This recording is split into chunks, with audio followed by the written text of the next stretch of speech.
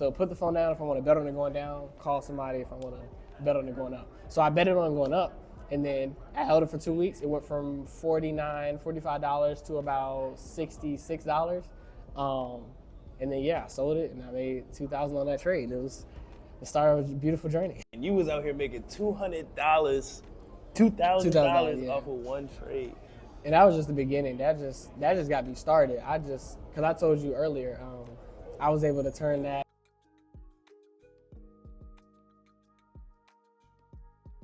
All right, so boom, welcome back to another episode of the Black Caliber Podcast. I'm here with my man, Ashon. You gotta say your whole name. Oh, Jose. Okay, I got you. Ashon Bennett. Yeah, right. And he's another person we met here at this podcast summit. Great dude. So first, let's talk about what you do. Oh yeah, so I trade stock options and futures, and I'm also an entrepreneur. Right. Right. How old are you? 21. 21, right? Yeah, I'm 20. I had to get that out the way first. Right. So first, all right, because you were telling me that how you got out here. Yeah. So like that's kind of like I would say that's tough. So you might want to tell that. How did you even end up here in Atlanta? Yeah. So I was I originated in Maryland. So I I was born in Virginia, but I was raised in Maryland. Stayed there pretty much my whole life till I was about 18. Once I was like 17 years old, COVID hit, right?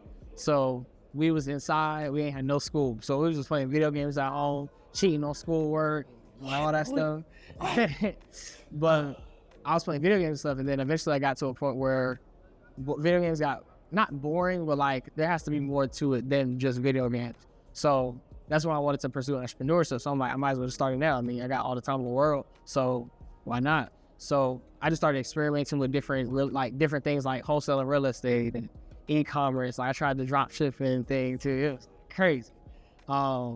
It doesn't work. Like, cause wholesaling, I got cut out of a deal. So I had to sell under contract. But yeah.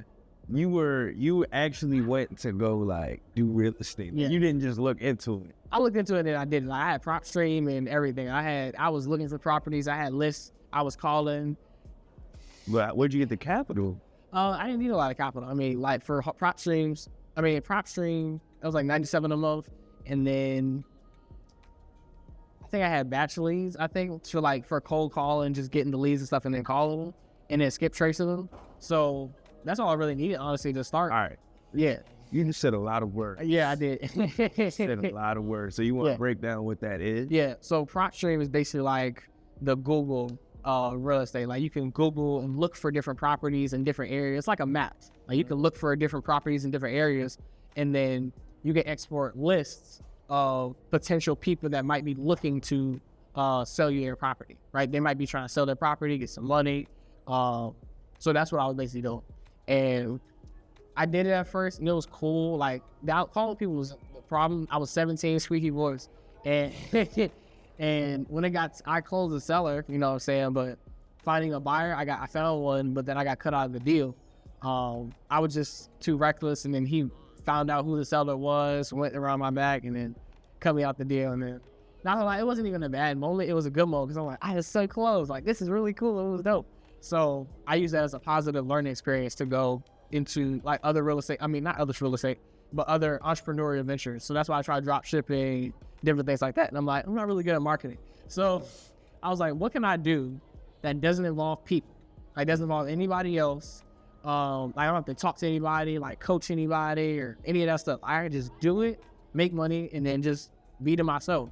And then I found out about trading options, like just trading in general. So that's when I started learning about that. And I started getting into it and stuff like that, and I wasn't as motivated. I saw a 13-year-old who had made, he was a millionaire. He made $78,000 on one trade. And I said, hold up, wait a minute. Shit. He didn't hit puberty yet. He didn't hit puberty yet. And he's making more than me. So like, and that kind of just like hit me in my chest a little bit. So that's what, let me fix this. Yeah, appreciate it. I just knocked that thing out the way. Yeah. This is. But, so yeah, that kind of just got me like really hyper motivated. Like I can learn. Like if he's 13 years old, I know I can learn. So I put my head down and I just learned it. and I got my mentor Wall Street Trappers course. So Yeah. So you say you just learned. So how was that process, right? So you find it, you see this 13-year-old like, yo, he's killing the game. So now you're like, I want to do it. So you just opened what you went on Robinhood, like? Yeah. So I went on YouTube first just to like look up like, okay, first of all, what is trading and what do people use? Then I started looking at the pros and cons, like why do they use this? Why don't they use this one? So I started looking at like, so what do you need to first trade? So I found out you need a broker, right? Which is basically like a site where you it's like a bank account almost that you trade out of. So there's different types. So I just looked up, okay, what's the best brokers? I found a list of brokers and stuff like that. Same way we have tier lists in school for like girls and tier lists in school. You know how they be, doing all that stuff. So I had tier lists of like, okay, what are the best brokers? And the broker that I chose was, I had Robinhood at the time because it was simple for me to learn. So that way it's easier for me to, get into the market. When I wanted something more complicated, a little bit more complex, but had more stuff, and then I went to TD Ameritrade, which is what I use pretty much now to this day. So I used that, set up my account. I had $500 that I won, $700 that I won from a business competition. I put that into my account. I put 500, I learned, so let me do this first. So Christmas, I told my parents, I don't want anything else, but of course, how to trade stocks. So they got me Wall Street Trappers course, and that was December 25th. I placed my first trade December 29th. Like literally 4 days after I binged his whole thing in one day on Christmas. Then after I went through everything, I set up my account. I had my dad set up my Robinhood because I had him create the account in his name and stuff like that because I was 17, so I couldn't open it until I was 18. And I'm like, I'm starting this now. I'm not waiting. So I had him open it up so I could put some money into it. And then I placed a trade. I put $580 into a trade. And then 2 weeks later, I sold it right the day after my birthday, January 10th. I sold it January 11th for $2,041 or so. In one trade? In one trade. So I held it for like 2 weeks. I placed it once, sold it. I sold it during class too. So I had class, so I just sold it. And I was like, yeah, I just made $2,000. That's kind of cool. Time out. I thought I was nice. So you telling me, what was it? You can tell us now. Yeah. What stock was it? So it was a NEO. It's an EV car company basically. They're not doing as good, but like during that time, what I was going off of was they have earnings coming up. So I said, okay, typically stocks, like when they have earnings, is basically like, it's on, like, look at it like, all right, this is a stock's quote unquote, not payday, but more so like, this is where I figure out how much they got paid or how much they made, right? So they're about to release that information soon, and they're about to release a new car, release new different things and stuff like that. So I anticipated that there would be a buildup up until that point, and there was. So I had bought 40. Dang, that's crazy. I still remember. It was either $45 or $49. I think it was at $49. I bought a $45 call, basically meaning, so call is basically betting on the stock going up. Yeah. Right. So like Matt. So I like to give this example. So if I want to answer the phone, I have to call somebody, I have to bring the phone up. But if I want to put, which is a put option, if I want to bet on something going down, I have to put the phone down. So that's just the way. Yeah. So put the phone down if I want to bet on it going down, call somebody if I want to bet on it going up. So I bet it on it going up, and then I held it for 2 weeks. It went from $45 to about $66. And then I sold it, and I made $2,000 on that trade. And it was the start of a beautiful journey. I got addicted to it. I'm like, yo, I basically play video games, literally, because like it's all thinking digital money. What I was doing during COVID, I would be in class. Yeah. With my friend on the game too, playing GTA, making call outs through the class call. So we wouldn't be on the PlayStation call. Teacher in the class talking about on your left. Because nobody came to class. Yeah. So because of that, you was just like, bet. So it would just be me, him, and like one other person. And then we always passed because we always came to class, even though we in class. Yeah. We was, and you was out here making $2,000 off of one trade. And that was just the beginning. That just got me started. Because I told you earlier, I was able to turn that, to about $15,000 in about 6 months. And then from there, you were saying that you were down here. Yeah, I moved down here to Atlanta. It's so really dope. What was that like? Because it's like, a lot of time we've been talking about like business numbers and all that. Well, how was it for you knowing like, all right, I'm 18 and I'm stepping out on what was that like? What was that? Exhilarating. Like, I'm sure that conversation with your parents was insane. They wanted me to go to college. But they were fine with me doing whatever, because like I'm in my nature, I'm stubborn. So like I kind of just do my own thing usually anyway. But I knew this was something that I wanted to do, because like if I go to college, I wanted to learn business. So I'm like, why would I go learn business from somebody that doesn't have a business? Why would I learn trading from someone that's not trading? It doesn't make any sense. In some way, I will say, yeah, I hear a lot of that sentiment. Yeah, which is why I love my school. Yeah, I'm gonna let you get back. Yeah. At least in my school, I know everybody who I learn from, everybody I attach to, does exactly what they teach. Yep. And I'm sure it's like that at a lot of other universities, but it's also they're not doing what you want to do. Facts. Yeah. So I can see that sentiment. Yeah, they don't have a stock options class, so they don't have. At least not yet. Yeah, not yet. Well, I don't think they will either. Like they don't want us to. I feel like they wouldn't. It would be because like I don't think they would teach options. The reason I don't think they would, because options is options is a money making skill, right? It doesn't require any job or bosses or anything like that. It doesn't require that. So because of that, there's a level of autonomy that I can have where I can literally work. Like, because again, I placed that trade. I just placed it one time. And then I just went about, I was just watching it, but I didn't do anything. And then it just went up. And I sold it for $2,000. So like, imagine, so there's people that make $2,000 a month, like working. Like they have to clock in, clock out, clock in, clock out, clock in, clock out. So I placed it, I clocked in. And 2 weeks later, you got paid. 2 weeks later, I got paid. But I didn't have to work for it. I just put it in, and I maybe did a little bit of work in terms of like doing research and all that stuff. But outside of that, I just put in the work one time, and then I just placed a trade and let it go. If I lost, I lost. But if I won, I won big. So yeah, that's just basically the game. So like you can replace your income like at a job with trading. So like why would they teach that?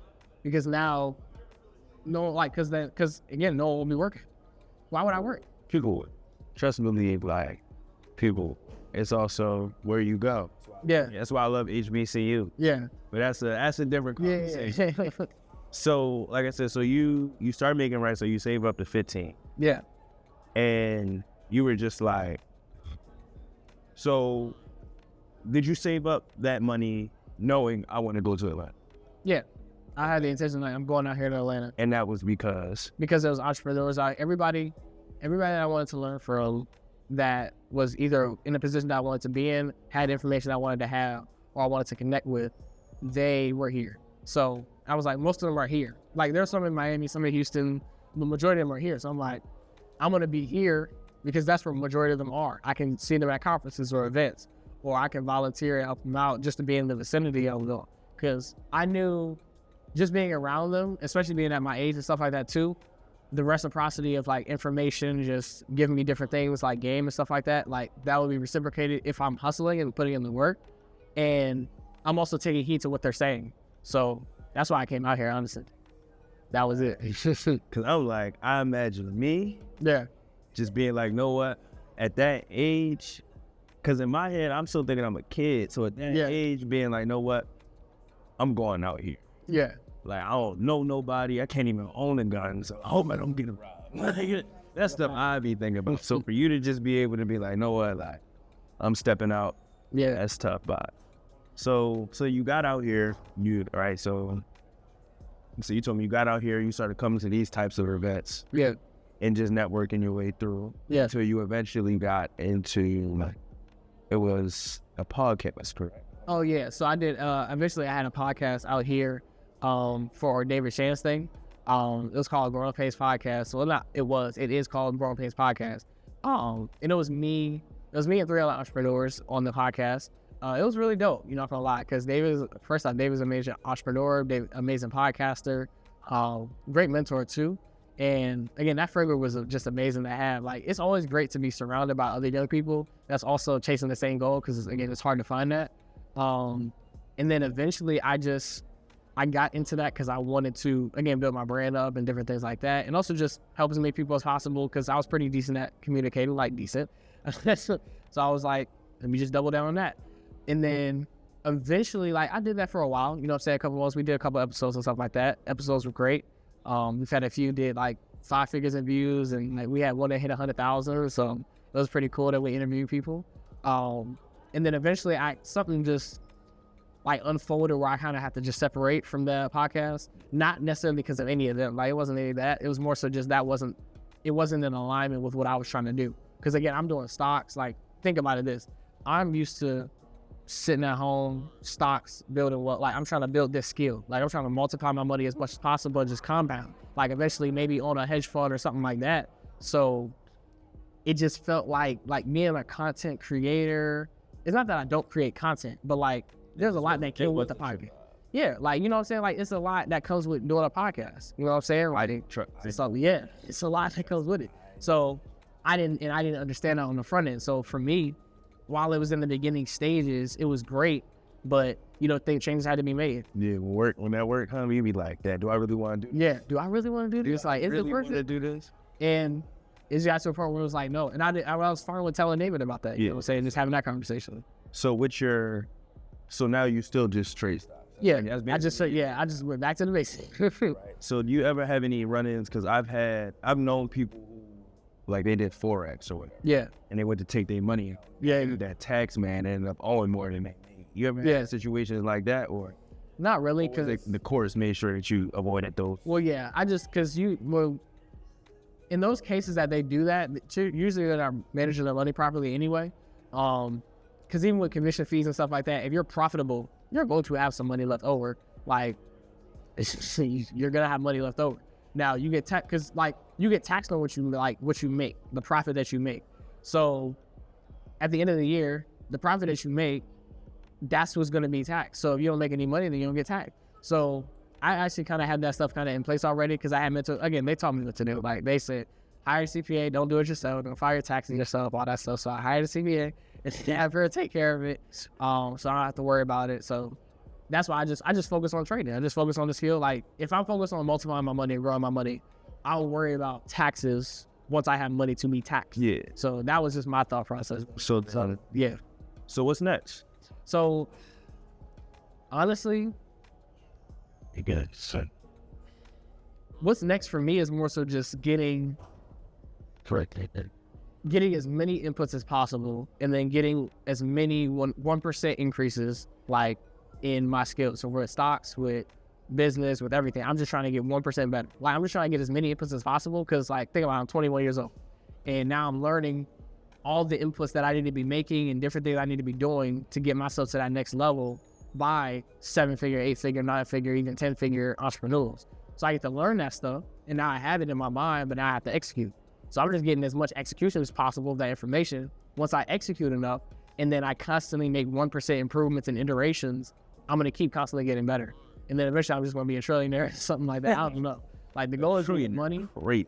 Like trying to be Black Warren Buffett. Not really, because I mean, I could, like, that would be fantastic. Because it's like, there's so much you could do with that. But I think, like, and we talked about it before, like, I think in the season I'm in, I'm more so just focused on, like, peace, peace, money, power, respect, right? Peace. Like, not even in the sense of, like, I need money, I'm being greedy, all that stuff. Like, I just need, I want to get paid in proportion to the value that I provide. If I provide a value, then whatever that equates to financially, I hope it comes to, right? Because even with trading, you get, like, in the long run, if you're doing what you're supposed to do, you will get paid. You will make money. You will grow your account. You will scale. But if you don't do the right thing, you won't scale, period. So, like, everybody that's doing successful is they're disciplined and they have a strategy. They have something that they're doing right.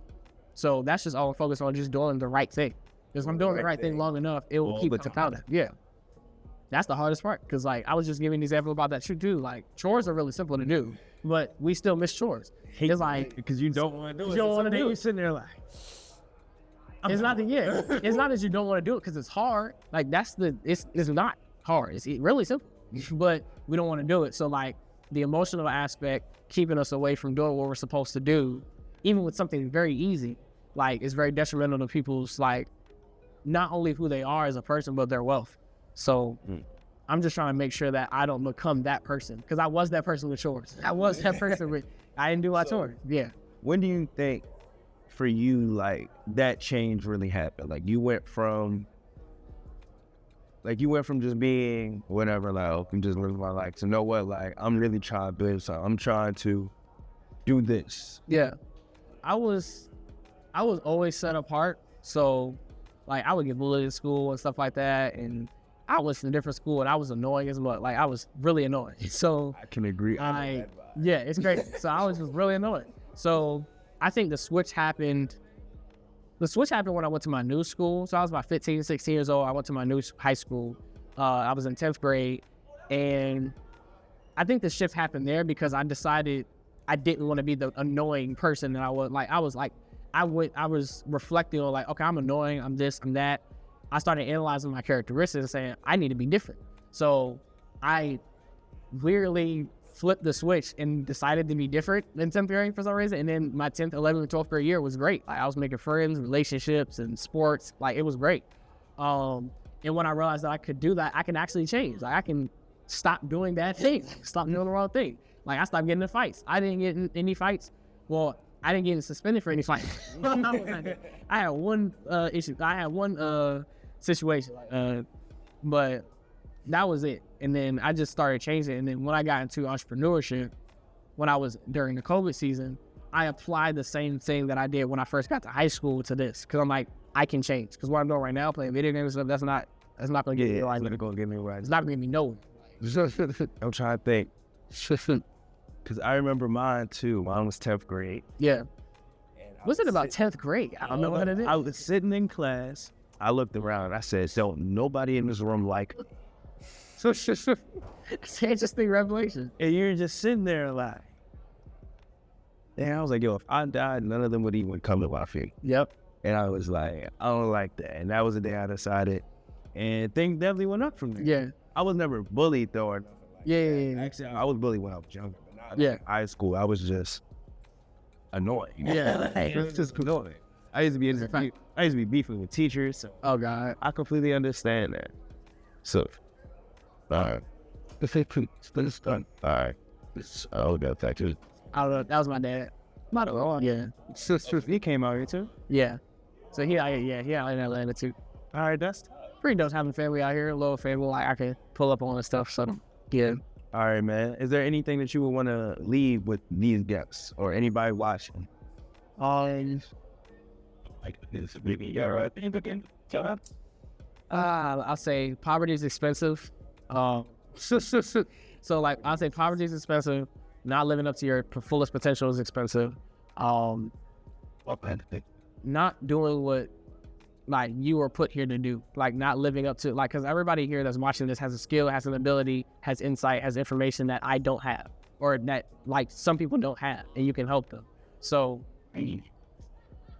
I think just show up every single day and leverage that. If you don't, like you're just doing yourself a disservice. Like especially if we're young, like we're 20, you're 20 years old, Yeah. 21 years old. Like bro, we're in our 20s, right? And we're learning from people that's like 40, 50, 60 years old on what to do and what not to do.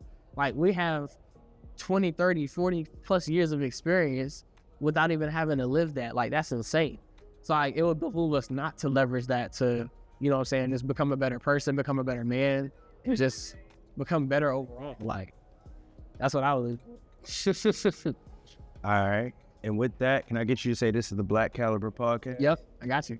So this is the Black Caliber Podcast. That's right. Distinction at its finest.